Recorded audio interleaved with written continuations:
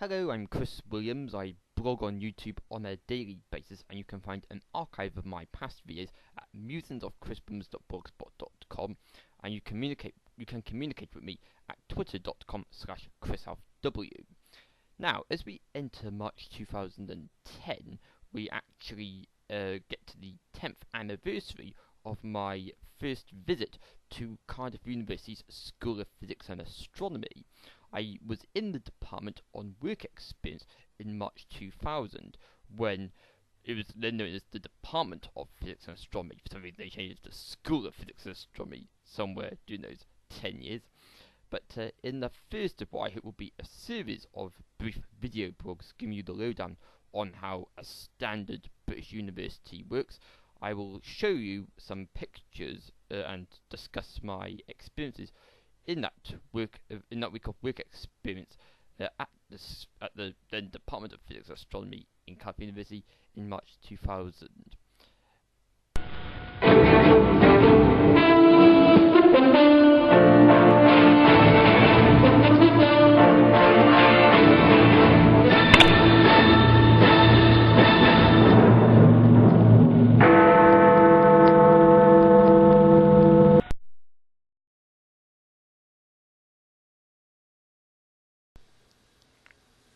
Thanks to the headmaster of Pembroke School, the comprehensive that I was attending at the time, they agreed to pay the £100 costs for me to stay at University Hall in Penarran, one of the Cardiff University accommodation blocks, for this week of work experience.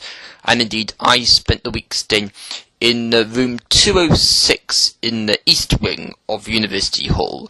And for those of you who have never been to University Hall, here's what the standard rooms at University Hall look like. There's the bed, and as you can see, now I made myself feel at home there. I was living with the normal first year undergraduates, even though this was just a week of work experience, but it did feel like my first week in university. And here's the dining hall where I had my breakfast and dinner at the set times with those first year undergraduates. I tried my best not to speak to anyone, and indeed, I didn't speak to any of these undergraduates. Now, from the gardens of University Hall, you can see into the distance the Millennium Stadium and other Cardiff City skyline points of interest. So I think that this was the best pictures I took on the week of work experience. Right, so down to the physics department itself, of course, this picture from March 2000. Those of you who go there now will see that there's been the extension ever since, which would now prevent you from seeing the trains going past. Back in March 2000, you could see the trains going past from this vantage point, but the rest of the ground still look the same. Here's me standing on the steps, which all the physics students have gone up since the department opened in, I think, 1989. I think that's right, and that still looks the same as it. That still looks the same now as it did back in March 2000. You'll notice that this is a bit different now.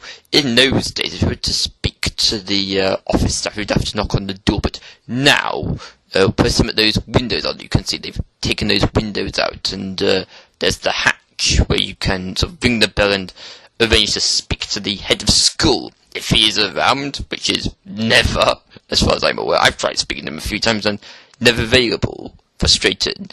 Now, of course, I spent the week assisting one of the staff members. I'm not going to say his name because he might not want to be mentioned, but if you are a physics student at Cardiff University, then you'll know who I mean when I say that I was assisting him with his investigation into gallium arsenide transistors and other electronics-based research. He spent most of his time in the laboratory just down from his office, and he got me to spend my time in his office reading through some scientific reports from journals, primarily to educate myself on the topic, but of course, as he's now a professor in the topic, he didn't really need to know any further information.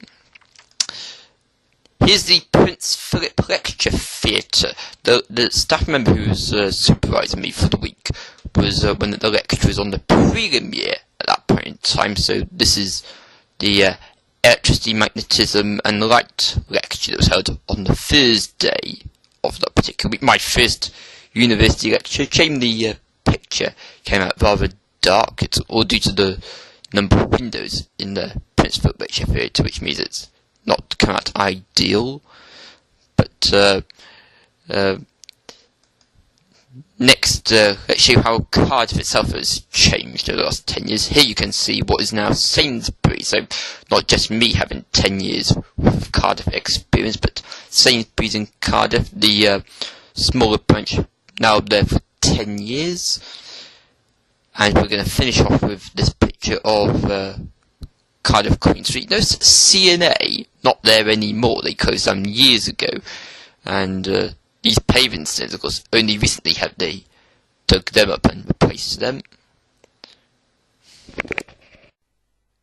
Okay, thanks for joining me for the first in what I hope will be a series of brief videos about my experiences in Cardiff University. I then eventually became a student of Cardiff University in September 2002, and indeed in my next video I will talk about the year September 2002 through to the summer of 2003.